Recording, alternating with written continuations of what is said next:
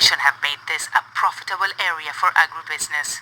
And that's why the recent fires affecting the Amazons are not surprising to people like Bruno dos Santos.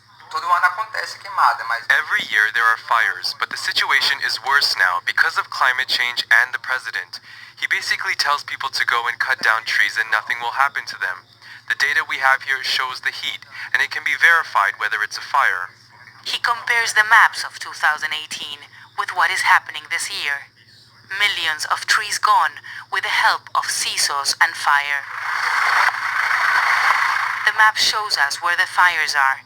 We travel for 4 hours and arrive at one of the places it highlighted. In parts of the Amazon, the burned areas have increased by 83% in just the past year. Fires are natural at this time of the year because of the dry weather, the heat, and the wind. But environmentalists say that the sharp increase seen this year is due to farmers setting the forest alight to clear the land for pastures. The problem is that in many cases, those fires get out of control. Brazilian law says that landowners can only cut down 20% of the trees in their property, but that's rarely enforced. Carlos, not his real name, is a small farmer in the area. He's afraid to show his face. President Jair Bolsonaro has repeatedly said he wants to open up the Amazons for business. Carlos says that has encouraged people to burn more trees. There are no controls. Nobody is watching what people are doing. Bolsonaro says he wants development, and this is what development may bring. There is no limits to ambition, and everyone wants more. Deeper in the forest, it's not difficult to find cut-down trees hidden in the woods, hiding from the satellites. It's the first step to conquer new territories and extend the agricultural frontier for cattle and crops.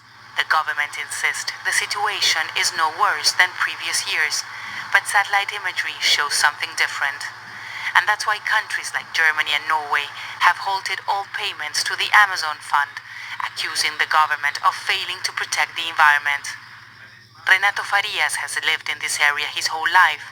He has been struggling to find a middle ground between preservation and development. The simplistic speech of the president that he's attacking NGOs, he is attacking families from here. They want to take resources from NGOs because we publish the truth. He says we are attacking the country. We can all work together for preservation and development. Somebody needs to explain to the government we are not the enemy. Government control is the only way to prevent the destruction of what is left of Amazonia. But what worries many here is that they claim the central government is purposely looking away. Teresa Bo, Al Jazeera, Alta Floresta, Mato Grosso. Well, all the attention is on the Amazon right now, but there are currently more fires reported to be burning in Central and Southern Africa than in the Amazon. NASA says 70% of the active fires in the world are in Africa. Its satellite data shows fires raging through large parts of Angola and the Democratic Republic of Congo, and spanning as far east as Madagascar. Farmers are being blamed, but the problem is being compounded by shorter rainy seasons. Alex Orenstein is a data scientist and a drought specialist who focuses on African agricultural trends. He says the region used to have up to 6 months of rain, but the lack of rain in the past 3 years is having a huge impact.